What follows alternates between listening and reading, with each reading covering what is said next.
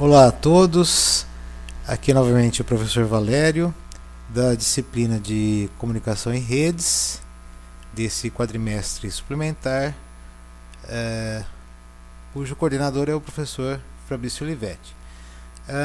Vou falar um pouco da lista 2, principalmente no que se refere à busca em profundidade. Esse é um dos slides que explicam passo a passo a busca em largura. Vocês vão ver que, na verdade, quando fazemos a busca em largura, o número de arestas do vértice de início até o vértice a ser alcançado é sempre o mínimo número de arestas possível. Aqui você poderia até dizer assim, bom, depois do L eu poderia colocar o I, né? Ao invés de ter colocado aqui, né? Porque vão ser 5 arestas também. 1, 2, 3, 4, 5. L, I. Aqui 1, 2, 3, 4, 5. De fato, a busca em profundidade e largura, elas nem sempre dão uma única árvore de busca. Mas é possível evitar, né, ambiguidades, né, respostas, 2, 3 respostas possíveis, se nós seguirmos a ordem alfabética, né?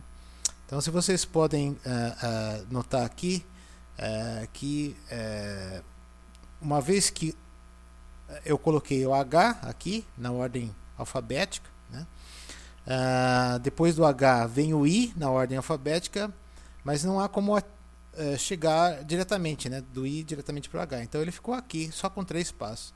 Para chegar no I tem que dar 5 passos. E se eu colocasse I aqui, veja, na ordem alfabética, o I ele teria que vir antes do L, né? Certo? Então, ou mesmo que fosse uma outra letra, né? O X aqui, né? No lugar do I. Eu colocaria aquela que é mais próximo do X, entre o G e o L. Então, mais próxima do I, no caso, né, seria a mesma, mais próxima do X seria o I. GHI, L, né, o I vem antes do L, então não poderia vir aqui de jeito nenhum. Né? E se fosse depois o X, aí eu colocaria o X aqui, né? Porque o X está mais próximo do L do que o G. Então, assim, existem maneiras de contornar a ambiguidade, né, tornar a árvore de busca a única possível. No enunciado eu sempre vou dizer, coloque tudo em ordem alfabética, ou então em ordem numérica, né, crescente, para evitar essas ambiguidades. Né? Então, só para dar um exemplo, que o caso mais complicado talvez seja de busca em profundidade, porque essa eu poderia colocar vários slides, mas é melhor talvez no vídeo explicar. Aqui é a lista de adjacência do grafo do exemplo, né? desse grafo aqui.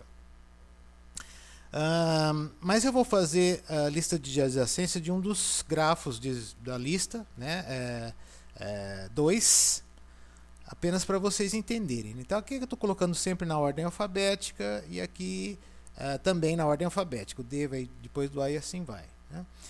Então eu vou escolher esse grafo aqui, ó, que está na pasta de percursos. Na verdade o percursos é um arquivo zip que está lá no Moodle. Vocês podem acessar. Ele se refere à lista 2. E, bom, isso aqui é o grafo número 1, né? Tem o grafo número 0, depois 1 e tal. E não importa que 2 arestas aqui foram pintadas de vermelho, elas fazem parte do grafo. Né? Apenas por alguma razão de explicação da figura que eu retirei. Aliás, as figuras eu tiro da internet, desde já agradeço quem colocou, né? Infelizmente eu acabo não podendo mencionar todos os endereços de internet que eu tirei. Essa figura não é minha, né, mas é muito fácil encontrar na internet. É só você digitar, né, grafos ponderados, né, grafos conexos ponderados. Então eu vou mostrar agora como é que faz a lista de adjacência. Então aqui eu tenho os vértices de 1 a 9. Né? Então já vou colocar, como está lá no slide, eu vou colocar os números de 1 a 9, né, numa sequência vertical aqui. 1, 2, 3, 4, 5, 6, 7, 8 e 9. Então talvez se eu me aproximar mais da câmera fica mais fácil ver. Mas está nessa sequência aqui de 1 a 9, né? Talvez pelo caso da posição da câmera. O 9 ficou um pouco, né, desfocado. Mas assim, são os números de 1 a 9. E o que são essas flechinhas com um quadradinho aqui? Bom, isso aqui, a notação de lista de adjacência, quando vocês forem fazer exercício, não é necessário usar essa notação que está aqui. É apenas uma maneira de deixar claro que é como se fosse uma estrutura linkada a outra, né? Só para explicar rapidinho, né? Eu tenho esse A, ele guarda informações, né? E quando eu for para o B, eu vou ter outras informações, que o B está também conectado com A, né? Porque é um grafo que não é orientado, né? Agora note o seguinte, na figura, é importante verem. Aqui eu vou colocar 2 e 3, mas 2 não está ligado no 3. Exatamente, né? A lista de adjacência ela pode parecer um pouco curiosa nesse aspecto, que ao colocarmos C, né, do lado do B, não significa que do B você vai para o C, que há uma aresta. Não significa. Simplesmente aqui são todos os vértices que você consegue acessar partindo do A e andando uma aresta apenas. É só, né? Ele é um pouco curiosa mesmo, né? Então, do 1 eu vou conseguir acessar o 2 e o 3, né? Aproximando um pouco aqui para vermos. Consigo acessar o 2 e o 3. Não é que do 2 eu acesso o 3, não é isso. É apenas uma maneira, uma anotação. E aqueles quadradinhos são para lembrar disso, né? O 1 acessa o 3 com uma única aresta e acessa o 2 com uma única aresta. Isto aqui já não significa, entendeu? O único significado é que o 1 pode acessar o 2 e o 3 andando uma aresta só. E fazendo todos essas ligações, por exemplo, o 2. Do 2 eu posso acessar o 4, o 5 e o 6. Posso acessar o 1 também. Então é preciso escrever, ó, né? Tem que escrever. 1, 4, 5 e 6. Né? Então, 1, 4, 5 e 6. Um outro exemplo, ó. Depois eu vou fazer uma pausa e já mostrar a lista completa, porque senão o vídeo fica muito comprido, né? Fica muito comprido. Então, o 3. O 3, eu posso acessar o 1, o 5 e o 6. Tá? Então eu vou colocar na ordem crescente. 1, 5 e 6. Vamos lá, voltar, né? Então do 13 eu posso acessar o 1, o 5 e o 6. Né? 1, o 5 e 6. E eu só vou fazer mais um, né? Porque como o grafo é não orientado, só para ver que, por exemplo, o 4. O 4 ele não tem ligação direta com o 1, então não vai aparecer. O 1 não vai aparecer na listagem do 4. Ele vai aparecer, o 4 liga-se com o 2, com o 7 e com o 8. Né? 2, 7 e 8. Então, eu vou colocando aqui, ó. 4 liga-se com o 2, o 7 e o 8. Então, apenas para o vídeo não ficar muito longo, vou fazer uma pausa e logo em seguida vocês vão ver o grafo completo aqui, tá?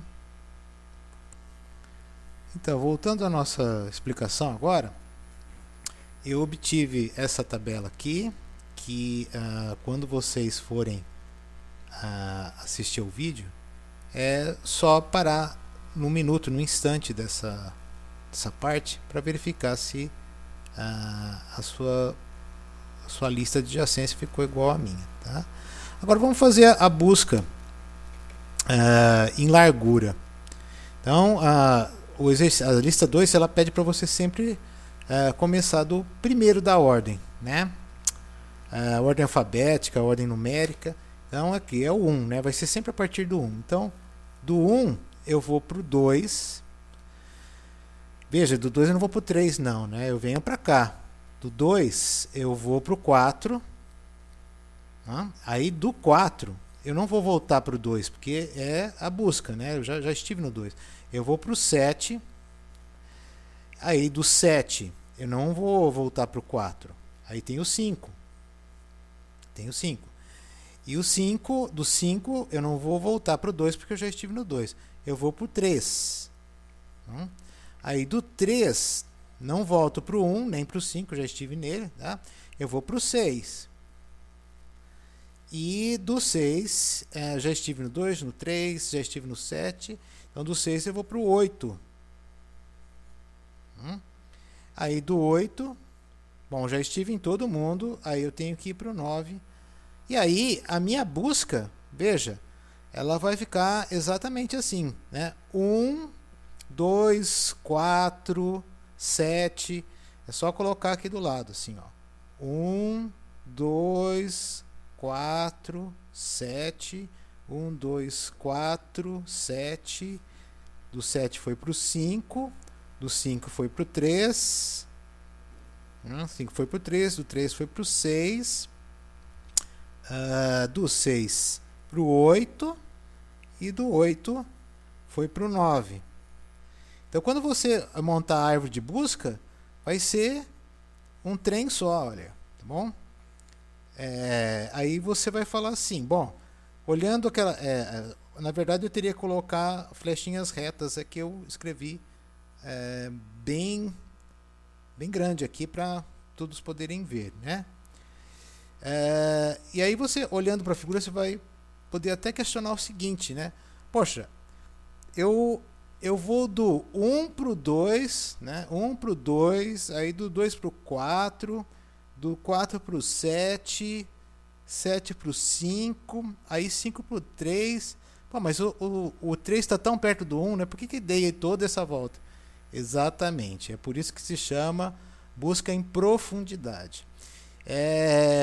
E as utilidades da busca em profundidade estão até no slide, né? Eu vou até mais tarde explicar o que é a ordenação topológica, detecção de ciclos, né? Mas para um slide não ficar muito, para um vídeo não ficar muito extenso, a gente conversa um pouco mais sobre isso. Mas se você digitar na internet ordenação topológica, um exemplo clássico é quando você, né, se veste, né? Você não vai colocar tênis depois a meia, não tem como, você tem que colocar a meia e depois o tênis. Então, assim, apesar de tudo estar próximo de você, os tênis estão próximos de você, a meia está próximo de você, mas você é obrigado a dar uma volta ali, né? Então é justamente esse motivo de ele ter dado toda essa volta para chegar no 3, né? E daí do 3 foi para o 6, né? 3 para o 6, aí do 8 para o 9, né? Então você vê, ele fez uma letra Z espelhada aqui. Então, mas de qualquer forma, nos nossos encontros semanais, a gente vai ver muito mais exemplos e vai entender melhor por que fazer uma busca assim, né? Naqueles casos. Exemplos de busca em largura estão aqui: broadcasting, navegação GPS, né? E detalhes a gente vai ver durante os nossos encontros semanais. Então, até mais, tudo de bom para vocês. Tchau.